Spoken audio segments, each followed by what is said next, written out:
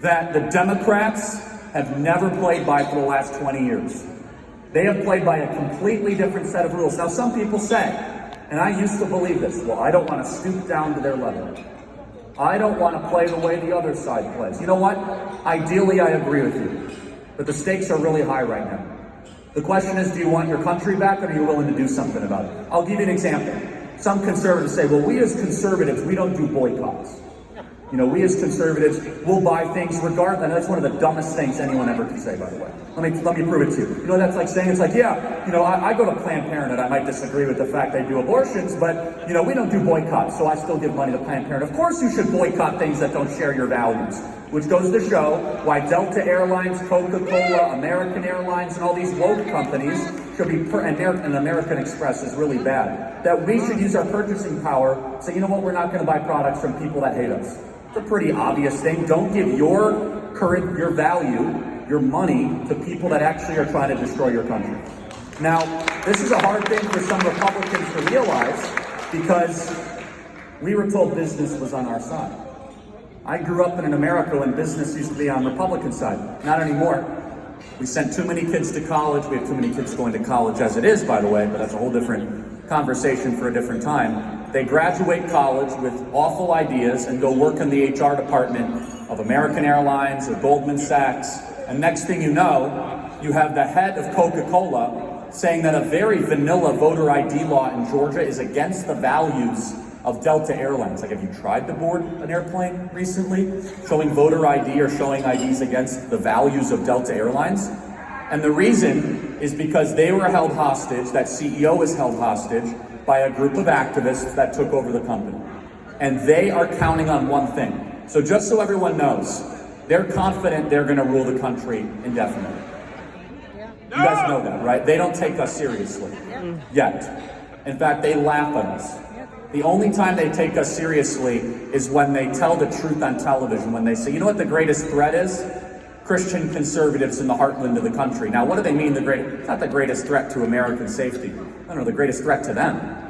They're afraid what happens when we wake up. They're afraid what happens when you start to take back school boards like what happened in South Lake, Texas. When all of a sudden, you know what?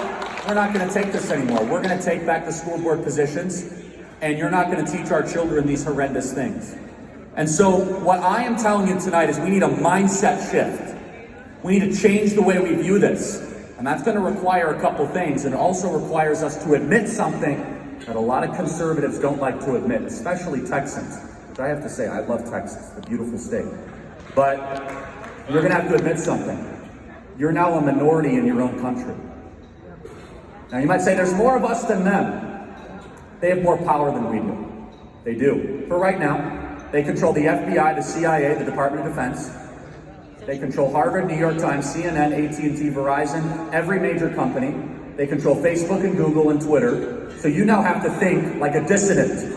And you have to think, how are we going to launch a metaphorical sabotage campaign against the people that have now corrupted every major institution across the country? They control most churches, by the way. I don't know if you've noticed this or not.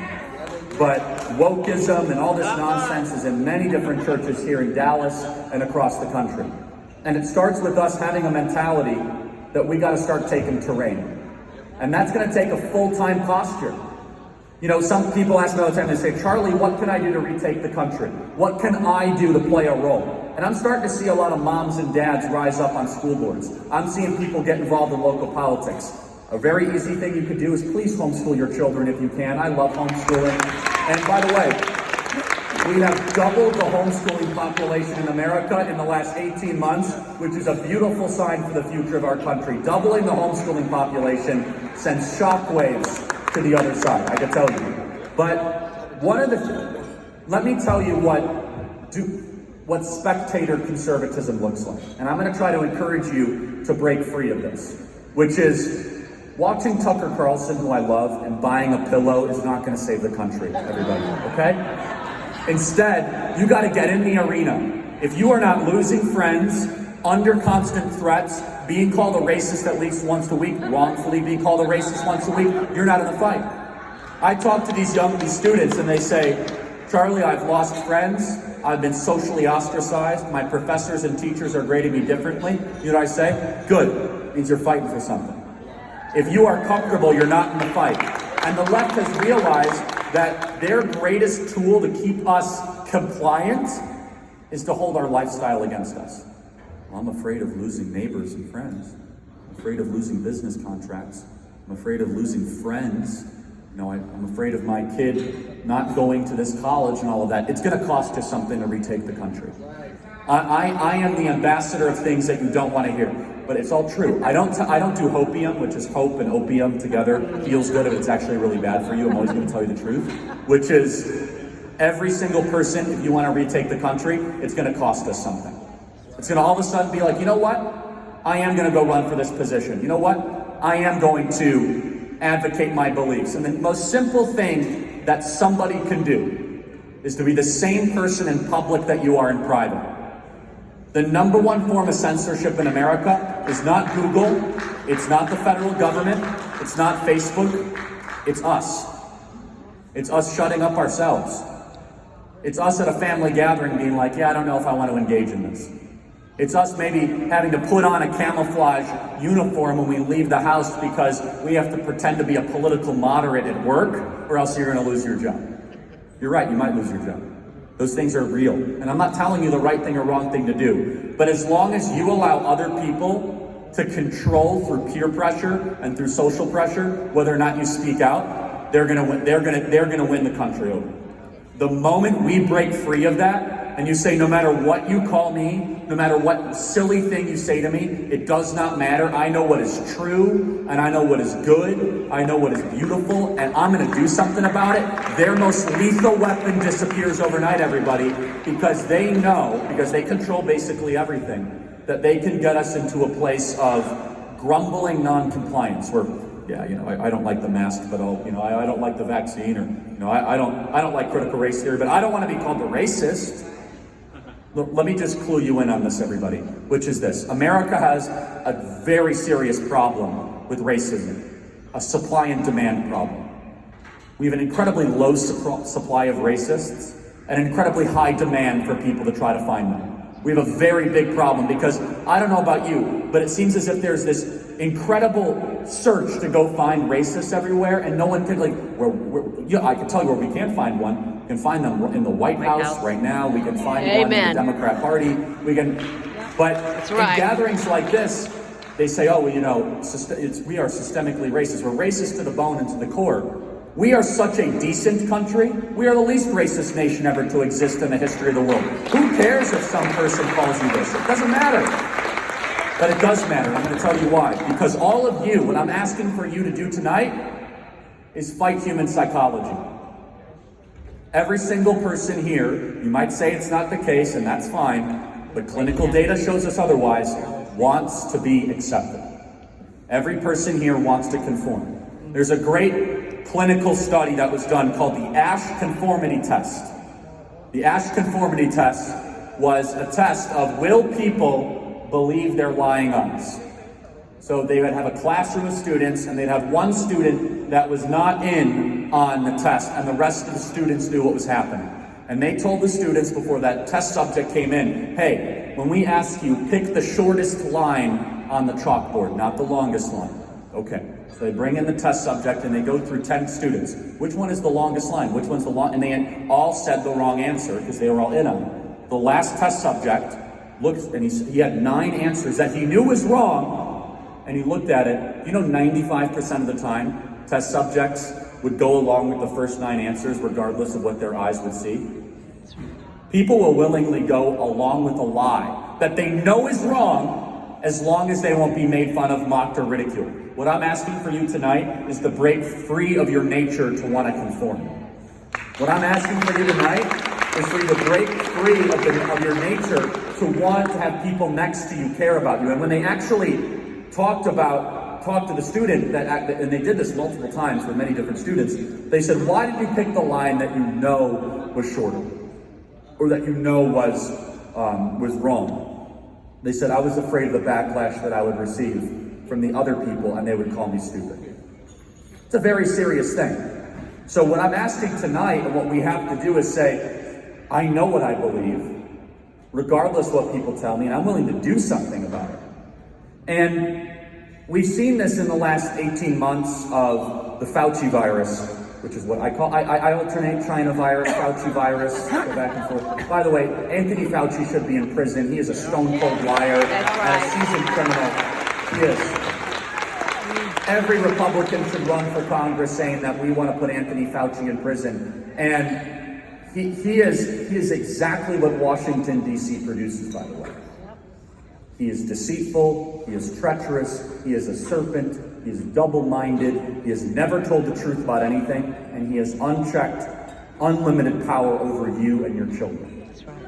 And this is one of the reasons why I'm such a big fan of states' rights, which is that states never should have allowed Anthony Fauci to have as much power as he had, ever. And states should have stood up for him. That's a different topic. So we saw this during the virus, where we knew something was wrong, and a lot of you fought back against it, so I'm not singling you out. But all of a sudden, we were told that every church across the country has to close for Easter and Palm Sunday. Meanwhile, all of a sudden, you could go to the department store, you go to Home Depot, and you could go to Lowe's, go to the grocery store. They kept marijuana clinics open in most states. They kept abortion factories open in most states, but they closed churches. And I'll be honest, I was stunned at how compliant so many Christians and conservatives were. In fact, I'm still stunned at how compliant a lot of Christians and conservatives are, because human psychology tells us what our real desire is. Our desire is to fit in. We all know where that's going to lead us right now. They're already talking about creating a two-tiered society for the vaccinated and unvaccinated. What happens to Australia? They have camps for unvaccinated people. Camps. They actually send you out into the boonies for a place where the unvaccinated go live amongst each other. Now you might say, that'll never happen here in America. 5 years ago, do you think that we would be saying that people would be walking around with cloth masks and 4-year-olds would have to look as if they're in Tehran, Iran? And we would be vaccinating children against their will? 5 years ago, do you think that would ever happen here in America? Of course not. And so, as we ask this question, how do we retake the nation? How do we retake the country? I'm asking all of you to stop caring about what this regime does and all that. That's fine. We have to ask ourselves that question. We have to ask ourselves the question, what are we going to do about it? Which is why I'm so inspired by our students at Turning Point USA and on high school and college campuses. These are students that, despite all the backlash, they say, okay, I'm going to be graded differently. I won't get into the sorority or fraternity. I will have posters with my name and face on them on campus calling me a racist. I'll still do it. Because I know what's right and I'm going to fight for it. And you think it's hard to be a conservative? Try being a young conservative at a campus like UT. Or trying being a young conservative at a campus, even like Baylor, which has lost its mind recently, by the way. By the way, I'll be speaking at Baylor October 13th. You all are very welcome. We're going to have a very good speech there. It's going to be a lot of fun. And, I see these memos that Baylor is sending out. They're like, it's the Christian thing to get vaccinated. I'm like, what on earth are they talking? It's the most unbelievable thing. A&M is far more liberal than you could possibly imagine, which is not as liberal as UT. Okay, UT is the most liberal, I have to say. I know people always get angry when I go through the liberal schools in Texas, but it's true. I mean, whether you guys want to admit it or not, these schools have become indoctrination camps, more so than people actually want to recognize or realize. So there's a lot of different ways we could go about this, but I think that what's very important, and I'll just kind of complete it back with kind of the Turning Point USA students, which is our students on college campuses and what we do every single day. And look, it'd be very easy for us not to be doing this. I personally travel 330 days a year. I do 2 podcasts a day. I do 3 hours of radio a day. I'm giving over 315 speeches a year. We're operating like we're running out of time, because we are. And we got to start to kick ourselves into a gear where all of a sudden the left is going to start to fear the red wave that is coming after them. And more than just politically, but culturally and otherwise. Because I could tell you that the reason they hated Donald Trump, it's not because of the tweets, they hated him because of 2 major reasons. They hated him because he did what he said he was going to do, which no one does, right? I mean, who actually does what they say they're going to do as president, right? And I know it, well, I shouldn't even say it because it's North Texas, but there have been a lot of presidents. There's been a president from this state who didn't say he was going to do. That's what I'll say. The second thing is that he inspired you and you and you that America wasn't over. They hated that. Right. They hated that Donald Trump gave you hope. They hated that Donald Trump gave you a belief that all of a sudden, hey, our best days are ahead. They want you depressed about the future of the country. They want you sullen and medicated. They want you just sitting on the couch believing it's all over. They don't want you vibrant and active. They don't want to see 30,000 people at a Trump rally celebrating America. That's what they really feared about him. They feared an active, energetic, aware, alert, courageous, and bold citizenry that can hold the ruling class accountable now, today, next week, and indefinitely. That's what they feared about him. And so, my challenge for you tonight, as we think about what to do, you guys all know this, Texas is in play, obviously. I've heard estimates that 1.8 million illegals have come. Is that right? Is it 1.8? Mm-hmm. Just in this state? Mm-hmm. 1.8 total on the whole border, right? How many into Texas? We don't know, right? Because that would, if we knew, then, look, people are going to disagree with this. I don't care. This is all about trying to remake the demographics of the country to benefit the Democrat Party, okay? That's right. That's why they keep the southern border wide open. Yeah. They don't have love or compassion for these people. They don't treat them humanely. All they're trying to do is about votes. That's all the Democrat Party cares about is votes. They don't care about humanity. They don't care about treating people well. They don't care about any of that stuff. And just go look at the Castro brothers, not the Cuban Castro brothers, the San Antonio Castro brothers, where they said on Meet the Press 2 years ago, oh, it's just a matter of time before Texas flips because we have the demographics, because we have 1 million people coming across the border every single year.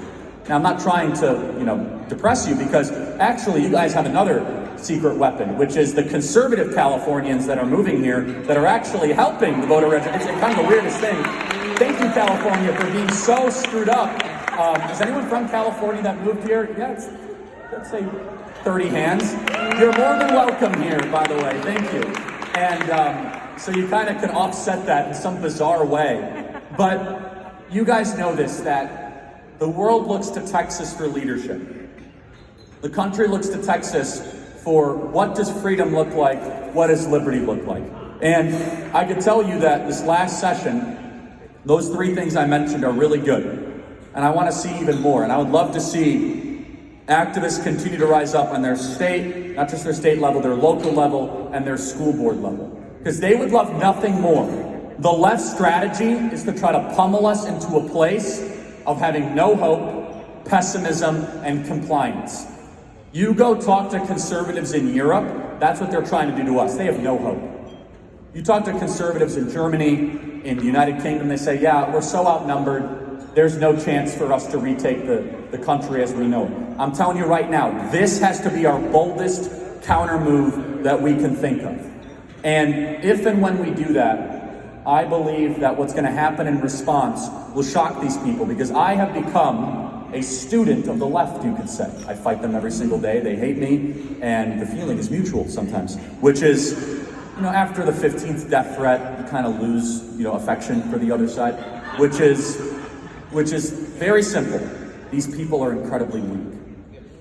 These people that are running your schools, running your colleges, they do not know how to deal with confrontation and with truth, and they are deep down afraid of what comes next.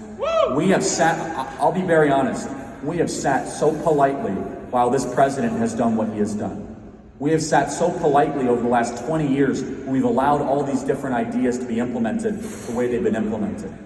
And we have this untapped power amongst us that is so profound and is so incredibly powerful. So I'm going to leave you just with a couple of action items, and then we'll then call it a night. So I just want to reinforce this. People say, what can I do? Let me give you some action items. If you're not homeschooling your kids, that's fine. I understand it's hard to homeschool your kids. I want to say thank you to all the homeschooling moms out there. You guys are heroes, and you guys deserve credit. But if you can't homeschool your kids, then at least take an hour a week with your kids or grandkids, call it the Liberty Hour, and teach them something that you know about America, that you've learned about America from the Hillsdale online course or whatever, and take a 1 hour a week with your kid or grandkid and teach them that. No phones totally off, screens are off. We are going to learn to appreciate America. That'll change your child's life. 1 hour a week. Now, on a more broad level, here's a good piece of advice. If you can't name every one of your school board members and your city council member, we got work to do. If this county association all of a sudden said we are going to flood all of these positions, and by the way, really look at their records. There's a difference between conservatives and Republicans, everybody. You'll learn that in the school board fights especially, and just got to say that. Is that what can you do? You could block walk, you could help out candidates, you can run for office yourself, you could file FOIA requests. Here's the news that you don't want to hear, which is it's going to require daily involvement for you politically to save the country. No more just kind of watching and coming to a dinner, which is great. Thank you, by the way. And thank you for supporting this wonderful organization. No, it has to be every day. Every day you have to become a political animal. We don't like doing that as conservatives because we like raising our kids, building our businesses, we like going to church, we like doing those things. Guess what? We now have to raise the level of importance of politics because the other side has. When we do that, we're going to win. So as I mentioned, I'm doing 3 hours of radio a day, 2 podcasts a day. My wife, who's here somewhere, travels with me so wonderfully. And by the way, let me just say for all the young people out there, get married young. Don't do this like I'm getting a job first and getting married. Have lots of children. We need a lot more children in our country. And we as Republicans and conservatives should support having large families. We should be the large family party. And so, kind of the thing, if I piqued your curiosity on any of this, one of the things that we are doing, as I mentioned, is our podcast, and we're up against big tech cancellation every single day. Google and Facebook and Apple is against us. Is the 2 podcasts a day we do is more than any other podcasts out there. Really helps drive the narrative and helps push this forward. And so everyone can subscribe on your phone. It's Charlie Kirk Show. It really blesses us. And we actually have a podcast coming out tomorrow, which is called The Homeschooling Explosion Happening in America, which is very exciting. So please consider doing that. I'm going to close with a story about Lincoln, then I'm going to close with a story about Churchill. Abraham Lincoln is, and it's the Lincoln-Reagan dinner. Abraham Lincoln is one of the greatest men ever to live in world history. Abraham Lincoln never went to college, so I have a very soft spot for him, not having to go to college. He's also, he was born in Kentucky, but from Illinois, so I have that in common with him. Abraham Lincoln was educated by reading Euclid, Shakespeare, and the Bible. Abraham Lincoln had what is missing in our country. He had prudence, wisdom, and courage.